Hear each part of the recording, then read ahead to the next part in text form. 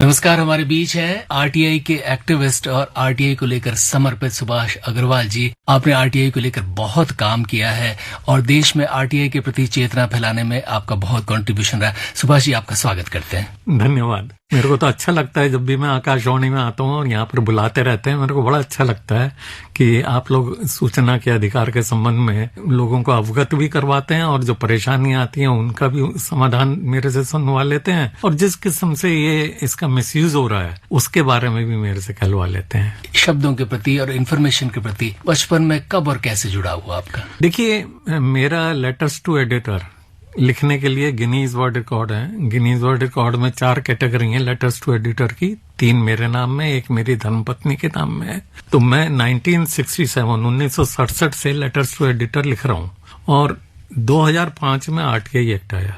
पर मेरा दुर्भाग्य रहा कि मेरा परिवार एक हायर जुडिशरी का विक्टिम था और उसी से ही मेरी ये यात्रा शुरू हुई। तो मैंने एक जज की कंप्लेंट करी थी और उस कंप्लेंट पे एक्शन टेकन रिपोर्ट आरटीआई में मांग ली थी सुप्रीम कोर्ट से। ये कब का वाकया है?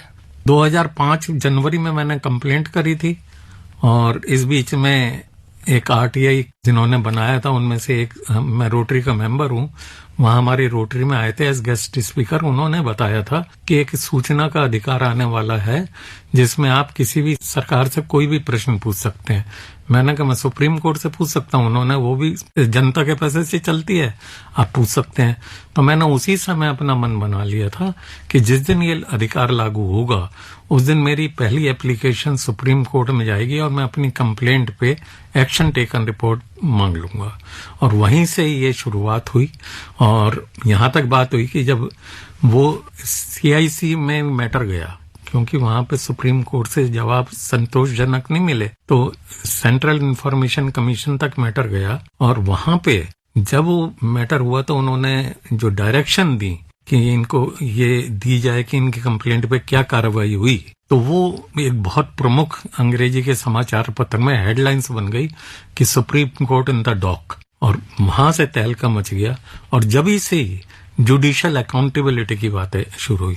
मैं ये नहीं कहता कि बाई एंड लार्ज जुडिशरी का मैं सम्मान करता हूं, पर देखिए, अच्छे लोग और बुरे लोग समाज में हर जगह होते हैं, चाहे वो जुडिशरी हो, चाहे राजनीतिक व्यवस्था हो या आम समाज का नागरिक हो। अच्छे बुरे लोग हर किस्म के होते हैं। तो थी कंप्लेंट और उस पे जब वो अखबार में प्रमुखता से प्रकाशित हुई सारी चीजें, उसके बाद जुडिशरी को पता लगा कि अकाउंटेबिलिटी कितनी होनी चाहिए। उससे पहले जुडिशरी के बारे में कोई छापता भी नहीं था, बोलता भी नहीं था, और जब ही से जुडिशियल अकाउंटेबिलिटी की चर्चाएं शुरू हुई। सुभाष जी, ये बताइए, जुडिशरी की अकाउंटेबिलिटी होती क्या है? एक न्यायाधीश ने निर्णय सुना दिया, उसके बाद वो निर्णय आ गया जिससे आपको मानना है, तो वो अकाउंटेबिलिटी उसके लिए कब और कहाँ कैसे आएगी? देखिए, जुडिशरी के 2 पार्ट होते हैं, एक जुडिशियल विंग और एक administrative wing. Judicial wing RTI के दायरे में नहीं आता। हम ये कहें कि एक जज ने जो फैसला लिखा उसके पीछे की नोटिंग दे दो, वो आरटीआई के दायरे में नहीं आएगी। पर एडमिनिस्ट्रेटिव विंग आरटीआई के दायरे में आता है। कंप्लेंट जो जज की है वो एडमिनिस्ट्रेटिव विंग है। और उसके बाद तो मैंने बहुत उजागर किया ये सारा कुछ, और मेरी याचिकाओं का परिणाम है कि सुप्रीम कोर्ट हाई कोर्ट में गया तो भारत के इतिहास में पहली बार supreme court registry high court में हारी, डिवीजन बेंच और हाई कोर्ट में हारी, और अंततः सुप्रीम कोर्ट रजिस्ट्री ने सुप्रीम कोर्ट का अप्रोच किया और वहां पे भी पहले सिंगल बेंच, फिर डिवीजन बेंच, फिर 3 मेंबर बेंच, फिर कॉन्स्टिट्यूशनल बेंच। अल्टीमेटली 13/11/2019 को एक कॉन्स्टिट्यूशन बेंच के ऐतिहासिक निर्णय में office of chief justice of India भी आरटीआई एक्ट के दायरे में माना गया। इससे क्या क्या फर्क पड़े और उससे आम आदमी को क्या फायदा हुआ? देखिए, आम आदमी को फायदे इससे बहुत हुए हैं। जैसे मैं अपने ही बताता हूँ, 2G CWG के सारे खुलासे मेरे हैं, और जब ये इस तरीके की बात हुई तो मेरा भी उत्साह बढ़ा। मैंने कहा कि भ्रष्टाचार तो बहुत ज्यादा है, इसे उजागर करने के आरटीआई अच्छा तरीका है। ये नहीं है खाली भ्रष्टाचार के लिए, जो सिस्टम में सुधार के लिए भी मैंने आरटीआई को बहुत इस्तेमाल किया। अब एक बार मेरे को इंडिया इंटरनेशनल सेंटर में कुछ भूतपूर्व कैबिनेट सेक्रेटरीज ने लंच पे बुलाया और उन्होंने पूछा जी आपने तो राइट टू इन्फॉर्मेशन को राइट टू एक्शन में कन्वर्ट कर दिया, ये कैसे हुआ? मैंने कहा जी बहुत सिंपल है, पहले मैं भेजता हूँ सुझाव, और सुझाव भेज के उसके ऊपर एक्शन टेकन रिपोर्ट मांग लेता हूँ, और सुझाव मेरे इतने ज्यादा व्यवहारिक होते हैं। मैं 1967 से लेके, और आरटीआई तो आया था 2005 में, 38 साल तो जब तक हो गए, तो मेरे इतना तजुर्बा था कि क्या क्या सुझाव होने चाहिए, और मैंने हर किस्म के सुझाव समाचार पत्रों के माध्यम से दिए। और मेरे पास थोड़ा सा साइड ट्रैक कर रहा हूं मैं कि उन सुझावों को मैं, जब तो कंप्यूटर भी नहीं था, इंटरनेट भी नहीं था, तो मैं समाचार पत्रों में प्रकाशित करवाता था। बहुत सस्ता होता था, एक इवनिंग न्यूज आता था, शाम को 5 पैसे का होता था। मैं उसकी क्लिपिंग अपने पब्लिश सजेशन की काट के और कंसर्न लोगों को भेज दिया करता था, और फिर मैं देखता था कि उन पर अमल हुआ। मैं आपको अनगिनत सुझाव छपी हुई थी 10 रुपए की, और वो प्रिंट होता जा रहा था, जबकि 1 रुपया हो चुकी थी। मैंने उसके ऊपर आरटीआई लगा दी, पहले सजेशन भेजा, उसके ऊपर एक्शन टेकन रिपोर्ट मांगी, उन्होंने झट से सुधार किया। ऐसे ही हमारी जो डाक विभाग की जो अंतर्राष्ट्रीय दरें थी वो बड़ी अप्रासंगिक थी। आप 1 किलो का पार्सल अमेरिका भेजो, एक बारी में तो उसके पैसे ज्यादा लगते थे, उसके 2 टुकड़े कर दो तो कम लगते थे। जब कंप्यूटर इंटरनेट नहीं थे तो मैं बकायदा उसका एक पूरा विश्लेषण किया, टैरिफ बुकलेट लाया, सब करा के फिर मैटर को मैंने सजेशन के बाद ये मैटर आरटीआई के माध्यम से मैं केंद्रीय सूचना आयोग तक ले गया, उनसे एक्शन टेकन रिपोर्ट मांगी, और हर बार एक जवाब आता था, आपके सुझाव बड़े व्यवहारिक हैं, और जब भी नया रिवीजन होगा पोस्टल टैरिफ में आपके सुझावों को ध्यान रखा जाएगा। अरे भाई 1986 में मेरे पास पब्लिश मेरा इंटरव्यू था पॉन पेज का, उसमें वो सुझाव अंकित था, और ये 2014 के करीब मेरे ख्याल से सीआईसी तक मैटर पहुंचा। मैं वो इंटरव्यू ले गया, मैंने कहा जी 47 साल में पोस्टल रेट्स रिवाइज नहीं हुए। कमिश्नर भी देख के हैरान हो गए, जो पोस्टल विभाग के अधिकारी थे वो भी दंग रह गए।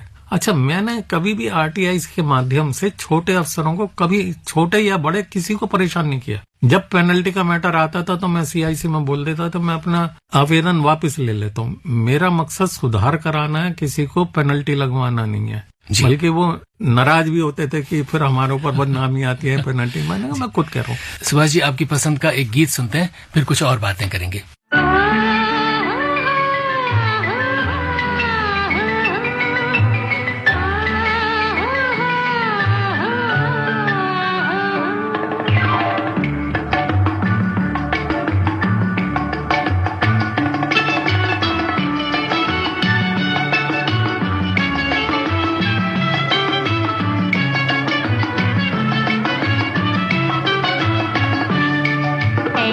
मुझे बता दे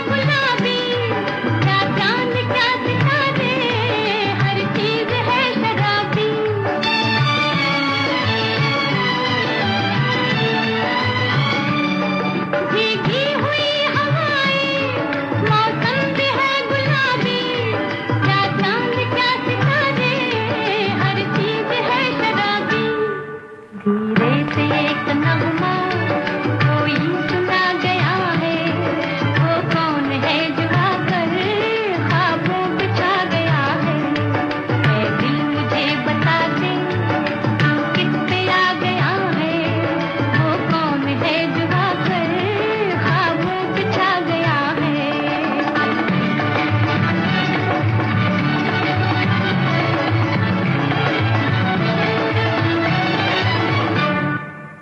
दोस्तों हमारे बीच है आरटीआई को लेकर समर्पित सुभाष अग्रवाल जी। सुभाष जी, आरटीआई को लेकर तो हम बातें कर रहे हैं, लेकिन एक संदर्भ आया था कि आप लेटर्स टू एडिटर यानी संपादकों को चिट्ठियां लिखा करते थे और इसको लेकर आपने विश्व कीर्तिमान भी बनाया। बताएं कि ये संपादक को चिट्ठियां लिखना कब और कैसे शुरू किया, कितनी चिट्ठियां आप अब तक लिख चुके हैं और इसमें क्या क्या संतोष आपको मिलता था? देखिए 1967 में मैंने पहला लेटर टू एडिटर लिखा था और वो भी उस पे लिखा था। मैं दिल्ली इंजीनियरिंग कॉलेज कश्मीरी गेट हुआ करता था, वहां का छात्र था। तो उस जमाने में सिंगल डोर डीटीसी बसेज हुआ करती थी। तो माल रोड से मैं एक दिन लाल किला आ रहा था, 20 पैसे का टिकट लगता था और ये कि आम ट्रेडिशन थी, कंडक्टर गेट पे खड़ा हो जाता था, 20 पैसे का टिकट है, 10 पैसे उसे पकड़ाओ, तुम भी उतरो, 10 पैसे कंडक्टर ने कमाया, 10 पैसे मैंने बचाए, डीटीसी का नुकसान हुआ। मैं ऐसा नहीं करता था। मैंने उसे 20 पैसे दिए, उसने नीचे उतर। मैंने कहा मैंने पूरे पैसे दिए, मैं 50-50 नहीं कर रहा, तो मेरे को टिकट चाहिए। तो उसने मेरे पीछे 5 पैसे के टिकट के कई टुकड़े करके फाड़ के फेंक दिए कि ले अपना टिकट, शहर लगा के चाट। मेरे को बड़ा गुस्सा आया कि एक बेईमान के मुंह से गालियां भी सुनी, सरकारी खजाने का नुकसान हुआ। तो मैंने उसका सारा वो रूट नंबर, बस नंबर, टाइम वगैरह नोट कर लिया और पोस्ट कार्ड चला करते थे उस जमाने में, तो 5 पैसे के पोस्ट कार्ड पे सारा कुछ लिख दिया और नीचे लिख दिया सुभाष चंद्र अग्रवाल, दिल्ली इंजीनियरिंग कॉलेज, दिल्ली। मैं डरपोक बहुत था उस जमाने में। मेरे को लगा कि सुभाष जी उस जमाने में मेरे पहले सास से कंडक्टर का मुकाबला करें, डरपोक आप नहीं लग रहे। उस जमाने में मैंने पहले बोल दिया। खैर, तो मैंने सोचा कि पहली बात तो मेरा एक ऐसा विचार था कि शायद सिफारिशों से ही संपादक के नाम पत्र छपते हैं, और दूसरे मैंने कहा छप भी जाएगा तो पूरे इंजीनियरिंग कॉलेज में ढूंढते आएंगे, कौन मेरे को पकड़ेगा। मैंने सोचा किसी सरकारी कर्मचारी की शिकायत करेंगे तो शायद जेल जाना पड़ता है, ये मेरा एक धारणा थी। खैर, जैसे ही वो पत्र छप भी गया एक हिंदी दैनिक में, और छपते ही अगले दिन लंच के बाद एक डीटीसी की टीम मेरे को ढूंढते हुए मेरे कॉलेज आ गई। मैं तो ये पिछले दरवाजे से भाग लिया कि ये मेरे को गिरफ्तार करने आया। अगले दिन जब मैं गया तो दोस्तों ने बताया कि वो तो भाई कंडक्टर से माफी मंगवाने आए थे। तो मेरा उत्साह बढ़ा। मैंने कहा कि एक लेटर का इतना असर। फिर तो मैंने लिखने शुरू कर दिए, पर लिखता ऐसे था जिससे कि सुधार हो, करप्शन की गुंजाइश ही नहीं बचे। और उस समय जो सांधे में एक मतलब इस एक किस्से से आप डरपोक से बहादुर बन गए। बिल्कुल आप। और दूसरी बहादुरी मेरी जब जागी जब आरटीआई एक्ट ने जुडिशरी को दिखा दिया कि भाई आरटीआई एक्ट जुडिशरी पे भी लागू होता है और करप्शन करने में बहुत ज्यादा परेशानियां हैं। सुभाष जी, आपकी बात का ये अर्थ लगाएं, जैसा कि गांधी जी कहा करते थे कि सबसे आखिरी आदमी तक पहुंचना चाहिए। हाँ। कोई भी चीज, कोई भी आपकी योजना या लाभ। हाँ। और ये एक्ट जो है और इसका जिस ढंग से आपने उपयोग किया है, आखिरी आदमी की बात आप ऊपर तक पहुंचाने में कामयाब रहे। बिल्कुल। और मैं बताता हूँ ये एक्ट सक्षम बहुत है, क्योंकि इस एक्ट का संसद सदस्यों में, जिसमें कि उस समय के विपक्ष के नेता और बाद में वित्त मंत्री बने, उन्होंने भी आरटीआई के माध्यम से जानकारी लेने की कोशिश करी, जबकि वो तो पार्लियामेंट्री प्रिविलेज के हिसाब से ले सकते थे। और देखिए, पार्लियामेंट में जितने भी अनस्टार्ड क्वेश्चंस होते हैं उसमें लिखित जवाब में एक जवाब आ गया, उसके बाद कोई इफ एंड बट नहीं। ओरल क्वेश्चंस की बात नहीं कर रहा, उसमें तो बहसा बहसी होती है। पर आरटीआई में हमारे पास 3 स्टेज है। पहला सूचना अधिकारी। सूचना अधिकारी के उत्तर से आप संतुष्ट नहीं है तो आप प्रथम अपीलीय अधिकारी पे जाइए, उससे भी संतुष्ट नहीं है तो केंद्रीय सूचना आयोग, केंद्र के जो प्राधिकरण होते हैं उनके लिए, और राज्य सूचना आयोग जो राज्यों के प्राधिकरण होते हैं उनके लिए। केंद्रीय सूचना आयोग का मेरे को तजुर्बा है, क्योंकि राज्य सूचना आयोग में मैंने बहुत ज्यादा आरटीआई नहीं लगाई, पर केंद्रीय सूचना आयोग का तजुर्बा है कि बाई एंड लार्ज अधिकतर कमिश्नर जितने भी आए हैं वो सब बड़े समझदार और अच्छे पाए गए और उन्होंने संवेदनशीलता देखी। और बल्कि कई कमिश्नर तो ऐसे थे कि वो ग्रीवियंस भी सॉल्व करवा देते थे। वैसे ये राइट टू एक्शन नहीं है, ग्रीवियंस रेसल मैकेनिज्म नहीं है, पर वो जो सूचना अधिकारी उससे कहते थे भाई ये इतनी परेशान होके आया, इसे नहीं पता राइट टू एक्शन और राइट टू इन्फॉर्मेशन का फर्क, तो इसे आप जो इसकी ग्रीवेंस सॉल्व कर दो, और ग्रीवेंस सॉल्व हुई भी। सुभाष जी, चांदनी चौक में आपका बचपन गुजरा और वो जमाना वो था जब रेडियो ये सब कुछ हुआ करता था। हाँ। तो वहाँ कुछ रेडियो के खबरें, गाने वगैरह सब लोग सामूहिक रूप से सुनते थे? देखिए, हमारे बचपन में ना तो टेलीविजन थे और रेडियो एक सूचना का माध्यम था। हर दिल्ली 6 का मैं निवासी हूँ। दिल्ली 6 की कल्चर में तो हर चौथी दुकान दूध दही की होती थी या पान वाले की। रात को आकाशवाणी का जो बुलेटिन है 8:45 बजे का, पहले 8:15 बजे आता था एक जमाने में, बाद में 8:45 बजे हो गया। वो 8:45 बजे का बुलेटिन सुनने के लिए और उसके बाद 9 बजे का अंग्रेजी बुलेटिन सुनने के लिए वहां पर चौपाल लग जाती थी दूध दही की दुकानों पे और पान की दुकान पे। फिर वहां पे खबरें सुन के लोग वहीं पर ही आपस में उनके ऊपर विचार विमर्श करते थे और अपने अपने कमेंट्स देते थे। वो एक बड़ा सुहाना बचपन था। आप भी सुनते थे खबरें? बिल्कुल जी। हमारे घर में तो रेडियो भी था, पर जो हमारे से ज्यादा उम्र के लोग थे वो हम तो उस समय विद्यार्थी थे तो घर में ही सुन लिया करते थे। बाकी जो हमारे से बड़ी उम्र के लोग थे वो वहां पे चौपाल सी बन जाती थी गलियों में और बड़ा आनंद आता था। सुभाष जी, रेडियो का जिक्र चला है तो रेडियो पर ही सुनाते हैं लोगों को आपकी पसंद का ये गीत। वो हम न थे, वो तुम न थे,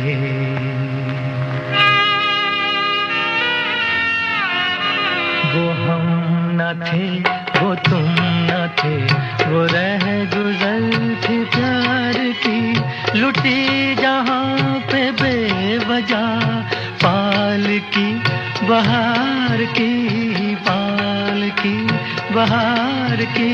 वो हम न थे, वो तुम न थे।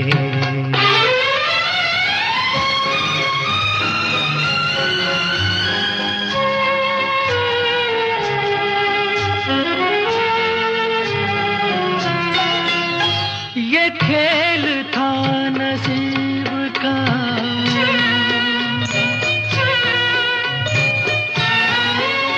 ये खेल था नसीब का, न हंस सके न रो सके, न दूर पर पहुंच सके, न दार पर ही सो सके।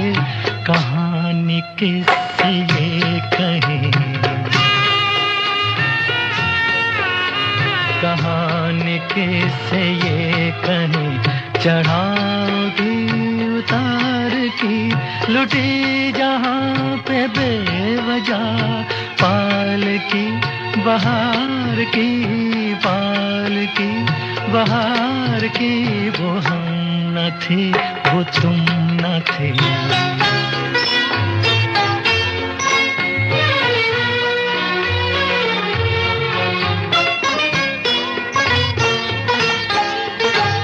तुम्ही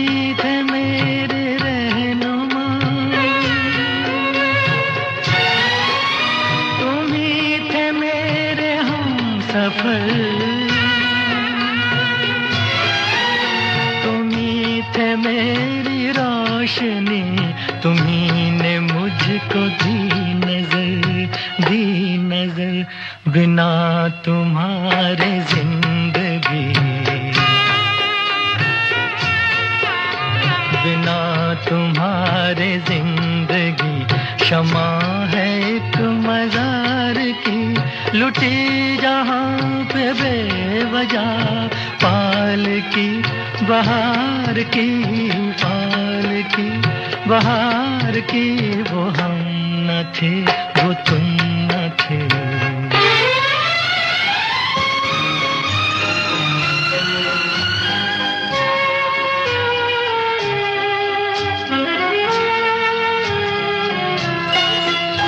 ये कौन सा मुकाम है,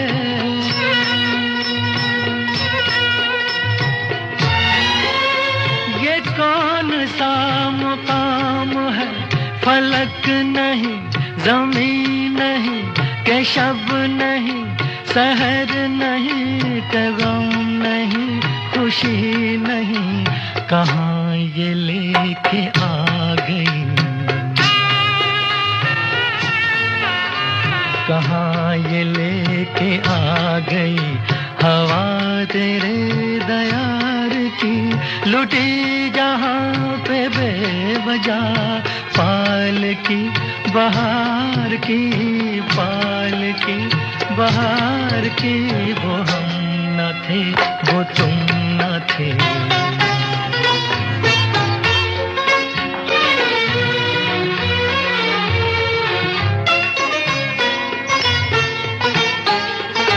गुजर रही है तुम पे क्या बना के हमको दल बदल, ये सोच कर उदास हूँ, ये सोच कर है चश्म तर, न चोट है ये फूल की, न चोट है ये फूल की, न है खलिश ये खार की, लुटी जहाँ पे बेवजह पाल की बहार की, पाल की बहार की, पाल की बहार की। मित्रों, हमसे रूबरू हैं सुभाष अग्रवाल जी। आरटीआई को लेकर आप समर्पित हैं और समाज के बहुत बड़े तबके की बात आगे तक पहुंचाई है आपने।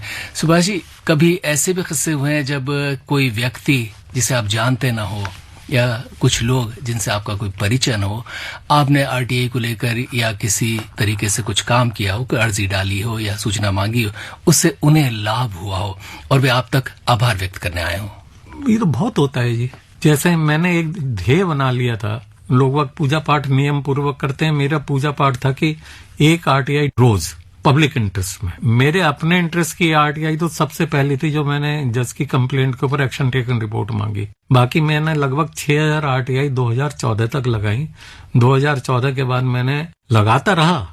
जैसे पार्लियामेंट हाउस में जो सब्सिडी थी कैंटीन पे उन पे, या जैसे पार्लियामेंटेरियंस रेलवे पासिस का कैसे करते थे कि मल्टीपल बुकिंग करके डाल देते थे और सारा भुगतान करना पड़ता था लोकसभा राज्यसभा सचिवालय को, और अवेल एक ही करते थे वो, पर मल्टीपल बुकिंग थी। उसके ऊपर भी मेरे ख्याल से सुधार हुआ है, डाली है बाद में भी।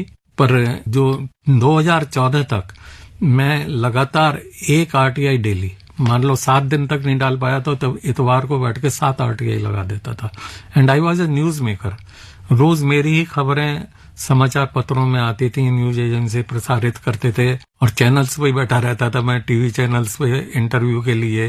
तो बड़ा अच्छा लगता था। देखिए, जब भी आपके मन में आपके स्वार्थहीन है और आपके मन का कोई विचार सामाजिक हित में कोई इम्प्लीमेंट हो रहा है, तो अंदरूनी खुशी होती है, बड़ी खुशियां मिलती थी। ऐसे ऐसे लोगों के पत्र आते थे। मतलब जब मैं लेटर्स टू एडिटर लिखता था तो उस समय के उपराष्ट्रपति मोहम्मद हिदायतुल्लाह साहब ने मेरे को हस्तलिखित पत्र भेजा, टिकट भी सरकारी नहीं लगाया, लिफाफे पे एड्रेस भी खुद किया, और शुरुआत करी, you think so seriously and sincerely in public interest that you are my personal friend, I will not use official machinery in communicating with you. अच्छा लगता था। मुख्य चुनाव आयुक्तों की उस समय के सबके डीओ लेटर्स मेरे पास हैं, मोरारजी देसाई का लेटर मेरे पास है, बहुत भूतपूर्व प्रधानमंत्रियों के और राष्ट्रपतियों के सबके मेरे डीओ लेटर। इतना समय और ऊर्जा आपने इस मुहिम में लगाई, इसके पीछे प्रेरणा क्या रही? प्रेरणा देखिए, एक्चुअली क्या हुआ कि मेरा जो बचपन है वो बड़ी मुसीबतों में गुजरा, तो मैंने एक बड़ा कठिन निर्णय लिया, नो चाइल्ड थ्योरी। हम 2 भाई हैं, मैंने कहा कि कोई अपने लिए स्वार्थ ही नहीं रखो, सब कुछ मेरे छोटे भाई का रहेगा, आगे बच्चे ही नहीं पैदा किए। मैंने नो चाइल्ड थ्योरी अपनाई, चाहे वो बाद में मेरे लिए दुखदायी हुई, वो अलग बात है, पर अपनाई। तो ये मेरा शुरुआत हुई और बड़ा अच्छा लगता था कि मैंने कहा समाज के लिए काम करेंगे, और समाज के लिए निस्वार्थ भाव से मैंने लेटर्स टू एडिटर पे लिखे। और फिर आरटीआई जब आ गया तो उसने मेरे को, और मेरे जो ये आर्ट था लेटर ड्राफ्टिंग का, उसमें 4 चांद लगा दिए। आपने जो काम किया उससे कुछ अच्छा हुआ, ये संतुष्टि कितनी आपके मन में है, और क्या पूरी संतुष्टि है या अभी भी आप असंतुष्ट हैं कि कुछ काम बाकी हैं? देखिए, इंसान कभी संतुष्ट नहीं हो सकता।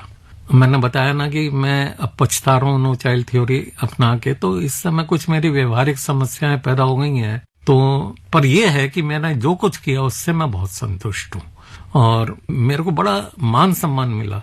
मेरे और मेरे वाइफ के लिए मतलब पूरे भारत में आरटीआई लेक्चर्स के लिए मेरे को सम्मान के साथ बुलाया जाता था और मेरे को की नोट एड्रेस दिया जाता था और बड़ा अच्छा लगता था। मैंने आरटीआई में जितना व्याख्यान दिए हैं। अच्छा, एक बात मैं आपको बता दूं, आजकल आरटीआई में दुरुपयोग बहुत है और उसके लिए भी मैंने सुझाव दिए। इसीलिए 2005 से पहले मुख्य चुनाव आयुक्त से लेके आज तक के जितने भी आयुक्त हैं सब मेरी बहुत इज्जत करते हैं, सब बहुत कदर करते हैं कि मैंने कभी अपना स्वार्थ नहीं देखा, निस्वार्थ भाव से मैंने किया। और फिर मेरा दुरुपयोग भी होने, मेरे नाम से फर्जी आरटीआई लगाई जाने लगी। अब मैं कहां तक उन्हें नाम पता आपका लेकिन किसी और ने लगा दी और वो सब इनसाइडर्स ही होते हैं पब्लिक अथॉरिटी के, क्योंकि वो एक धारणा बनी हुई थी कि मैं आरटीआई लगाऊंगा तो जवाब जरूर आएगा। पब्लिक अथॉरिटीज में ऐसी एक धारणा थी। तो इस तरीके के भी हुए। फिर एक दो जगह तो मेरे को बहुत तकलीफ का भी सामना करना पड़ा। जैसे मैंने दिल्ली मिल्क स्कीम में देखी है, आज इनके जितने भी बूथ हैं वो सब बेकार पड़े हुए हैं और सब एक जनरल शॉप की तरह काम कर रहे हैं। जब मैंने दिल्ली मिल्क स्कीम के आरटीआई लगाई कि भाई ये यहाँ पे दिल्ली मिल्क स्कीम के प्रोडक्ट तो बिकते नहीं है, ये तो एक दुकानों की तरह काम कर रहे हैं, तो मेरे पास फोन आया, अरे तेरा क्या चला जाएगा अगर हम थोड़ा बहुत किराया खा लेते हैं इन लोगों से अनऑफिशियली। अब बाद में मैंने सुझाव दिया कि भाई दिल्ली मिल्क स्कीम को मदर डेयरी में कन्वर्ट कर दो या कहीं पे मर्ज कर दो। और बाद में हुआ भी कि इसके लिए टेंडर इनवाइट किए गए, शायद अमूल ने वो टेंडर जीता भी, पर आज तक उस पर इम्प्लीमेंट नहीं हो, वो टेंडर वैसे ही पड़ा हुआ है। तो इस चीजों को देख के एक बड़ी पीड़ा भी होती है। निगम बोध घाट पे था जो दिल्ली का क्रिमेशन ग्राउंड है, वहां पे अब तो कई वीआईपी क्रिमेशन बन गए। बड़े हमारा समाज भी बड़ा विकृत है कि माँ मरे बाप मरे उसका गम नहीं है, पर जो क्रिमेशन है वो वीआईपी पे हो जाए जिससे समाज में प्रतिष्ठा बढ़ जाए। तो एक वीआईपी का तो हमें पता ना, 1967 में वो पंडित दीनदयाल उपाध्याय की अंत्येष्टि के लिए बना था, जब एक ही था। तो उसपे क्या करते थे, वहां पे एमसीडी के कर्मचारी, और उस समय आर्य समाज लोधी रोड के मैनेजमेंट में था। वो तो एक बार अगर उसके उन्होंने फ्लावर डेकोरेशन के नाम के पैसे खा लिए तो वो बुक हो गई 2 दिन के लिए। तो उन्होंने क्या किया, डीडीए ने उसको डेवलप किया था और 3-3 पायर्स का एक ब्लॉक बना दिया था। उन्होंने एक ब्लॉक के चारों तरफ ग्रिल लगा दी और कह दिया कि ये सेमी वीआईपी है। तो मैंने फाइल नोटिंग मांग ली, तो सीआईसी में मैटर पहुंचा, तो वहां पे डीडीए का हमने नहीं लगाई, आर्य समाज का हमने नहीं लगाई, एमसीडी का हमने नहीं लगाई। तो उस समय जो केंद्रीय सूचना आयुक्त थे उन्होंने कहा ये कोई घास फूस है जो नीचे जमीन में से उगाई। खैर आर्य समाज लोधी रोड वालों ने कहा किसी ने भी लगाई हो हम हटा लेते हैं। मैंने कहा ये ऐसे नहीं, ये कंप्लायंस रिपोर्ट हो। फिर जाके उसकी मैंने जितने भी प्राइवेट टीवी चैनल्स थे सबने उसकी कवरेज भी करी, फिर हटा ली गई। फिर वहां पे 2 आर्य समाजी चिता थी, वो काम में नहीं आती थी, उनके साइडों पे उन्होंने कह दिया ये सेमी वीआईपी है। तो दूरदर्शन वालों को स्टोरी बहुत अच्छी लगी, वो कवर करने गए तो मेरे ऊपर हमले कर कोशिश की गई, दूरदर्शन की टीम पे हमले की कोशिश की गई। तो ऐसे भी इंसिडेंट्स आए हैं कि जब करप्ट लोगों के ऊपर कोई आंच आई तो उन्होंने मेरे ऊपर या और जैसे दूरदर्शन लोगों के ऊपर हमले की कोशिश भी करी। सुभाष जी, आपकी पसंद का एक गीत सुनते हैं, फिर कुछ और बातें करेंगे।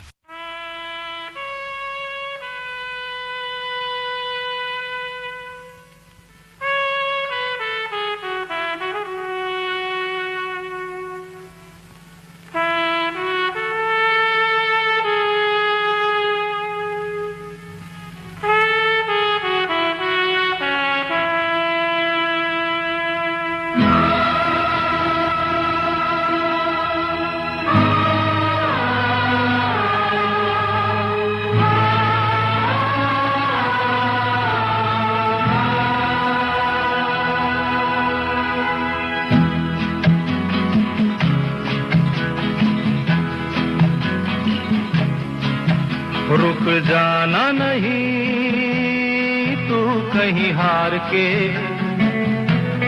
कांटों पे चल के मिलेंगे साए बहार के। रुक जाना नहीं तू कहीं हार के, कांटों पे चल के मिलेंगे साए बहार के। ओ राही ओ राही ओ राही ओ राही ओ राही ओ राही ओ राही ओ राही।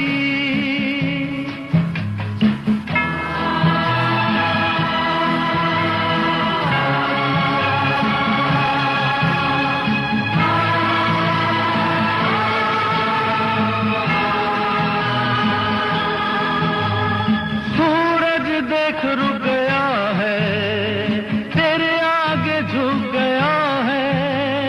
सूरज देख रुक गया है, तेरे आगे झुक गया है।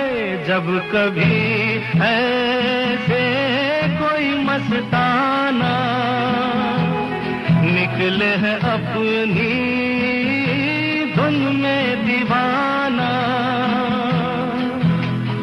शाम सुहानी बन जाते हैं दिन इंतजार के। ओ राही ओ राही ओ राही ओ राही, रुक जाना नहीं तू कहीं हार के। कांटों पे चल के मिलेंगे साए बहार के।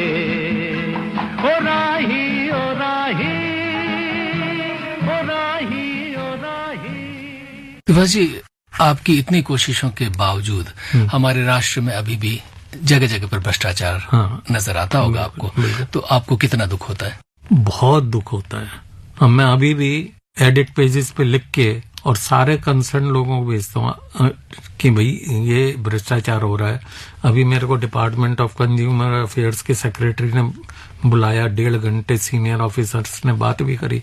अब पता नहीं उसका नतीजा क्या निकलेगा, पर मेरे को बड़ा अच्छा लगा कि उन्होंने डिस्कस किया और मेरे सारे सुझाव उन्होंने कहा कि बहुत ही व्यवहारिक है और बिल्कुल ये होने चाहिए कंज्यूमर इंटरेस्ट के। अब मैं बताता हूँ, जैसे एक छोटा सा उदाहरण है कि आजकल क्या है, 1 लीटर की जगह 950 मिलीलीटर की थैली दूध की चल गई, 2 लीटर की जगह 1900 की चल गई। मैं या आप उसे 1 लीटर या 2 लीटर ही समझ रहे हैं, पर जो मिल्क कंपनी है प्राइवेट, वो 50 मिलीलीटर और 100 मिलीलीटर का हम लोगों को चूना लगा गई। तो इस तरीके के मैंने बहुत व्यवहारिक सुझाव दिए दवाइयों के। अब देखिए, आदरणीय प्रधानमंत्री ने जन औषधि को बढ़ाने के लिए इतना काम किया है, वो खुद सरकार कह रही है कि 75 से 90% का बचत है। तो जब हमारे यहाँ नेशनल फार्मास्यूटिकल प्राइसिंग अथॉरिटी है, क्यों नहीं एक दवाओं पे मार्जिन को फिक्स कर दे। जेनरिक मेडिसिन 10 रुपए, जिसको मैं भागीरथ पैलेस की होलसेल मार्केट से खरीद के लाता हूँ 10 रुपए के पूरा डिब्बा, उस पे MRP 120 रुपए छपी हुई है। लेकिन सुभाष जी, बहुत सारे राज्यों ने ये किया है। आपसे और बातें करेंगे, एक गीत और सुनवाते हैं लिसनर्स को। उठे सबके कदम देखो रम पम पम,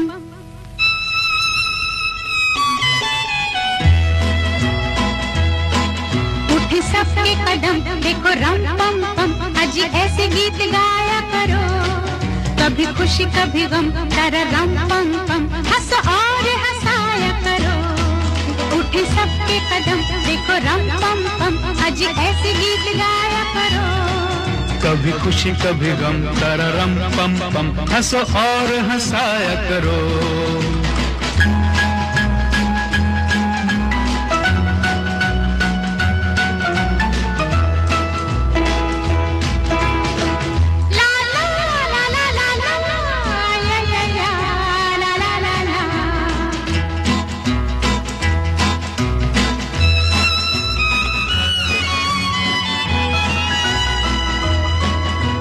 वो प्यारे दिन और वो प्यारी रातें, याद हम है मुलाकातें। नहीं कोई गम मुझे नहीं है गिला, जिंदगी की राह में मिला है जब से तू मुझे रे हमदम। शबनम हम है और तुम शोला बन जाया करो, कभी खुशी कभी गम, तररम पम पम। हंसो और हंसाया करो। उठे सबके कदम देखो रम पम पम। अजी ऐसे गीत गाया करो, कभी खुशी कभी गम, तररम पम पम। हंसो और हंसाया करो।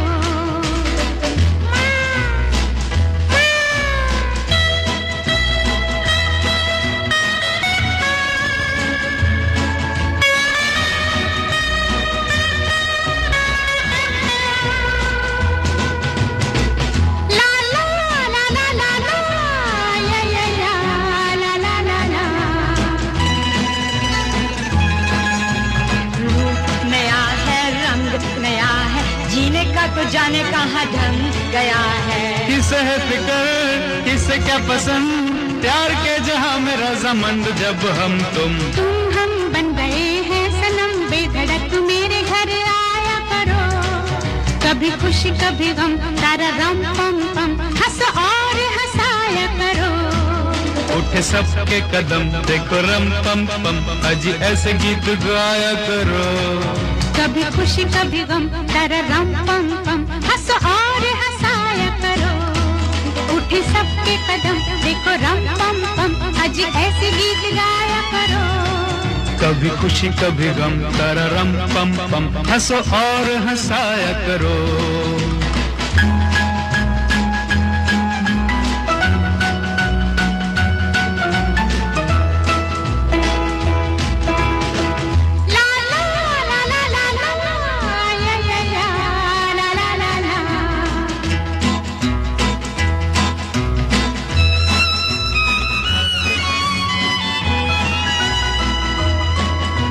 वो प्यारे दिन और वो प्यारी रातें, याद हम है मुलाकातें। नहीं कोई गम मुझे नहीं है गिला, जिंदगी की राह में मिला है जब से तू मुझे रे हमदम। शबनम हम है और तुम शोला बन जाया करो। कभी खुशी कभी गम, तारा रम पम पम, हंसो और हंसाया करो। उठे सबके कदम, देखो रम पम पम, अजी ऐसे गीत गाया करो। कभी खुशी कभी गम, तारा रम पम पम, हंस और हंसाया करो। ला ला ला ला ला ला ला ला ला।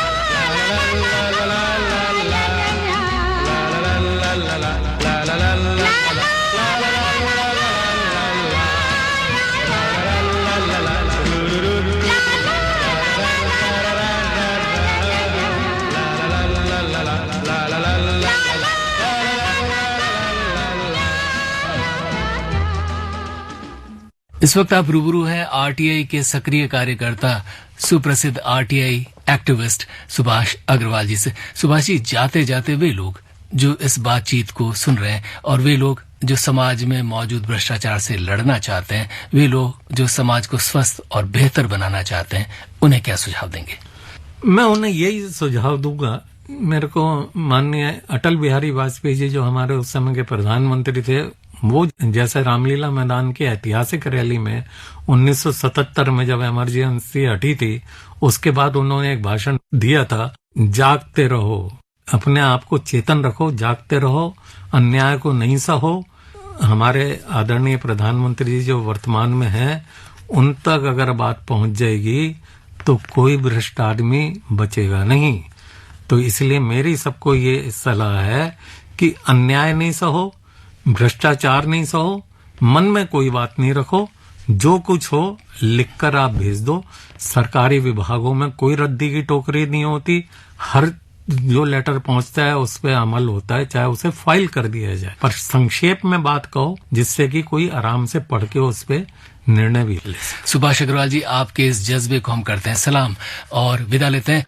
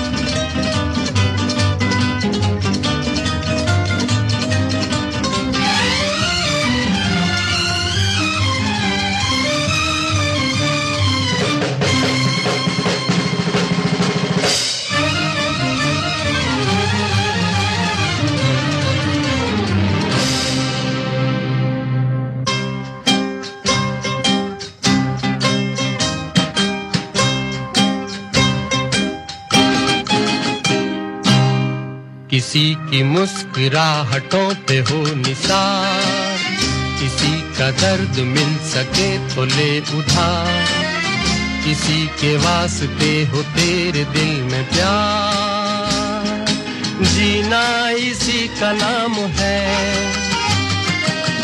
किसी की मुस्कुराहटों पे हो निसार, किसी का दर्द मिल सके तो ले उधार, किसी के वास्ते हो तेरे दिल में प्यार, जीना इसी का नाम है।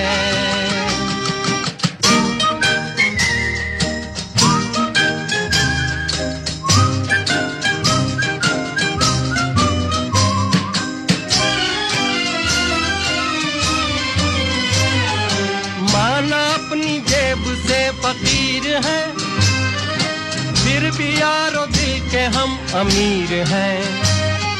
माना अपनी जेब से फकीर हैं, फिर भी यारो दिल के हम अमीर हैं। मिटे जो प्यार के लिए वो जिंदगी, जले बाहर के लिए वो जिंदगी, किसी को हो ना हो हमें तो एतबार, जीना इसी का नाम है।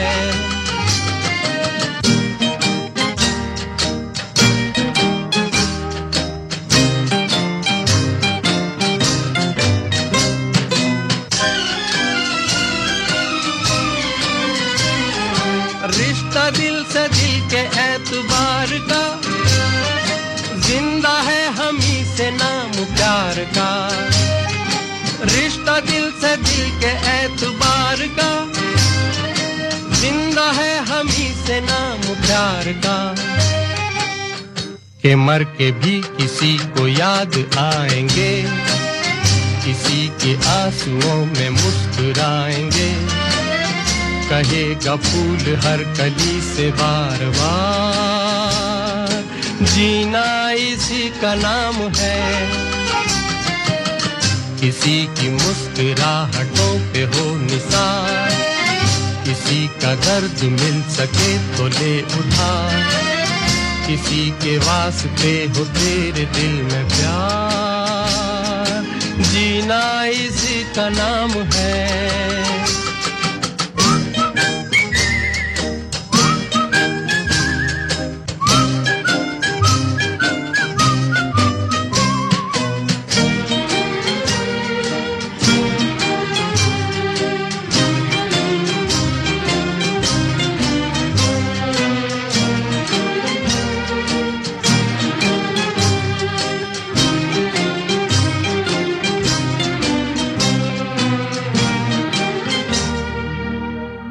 मित्रों, हमारे साथ थे आरटीआई विशेषज्ञ सुभाष अग्रवाल।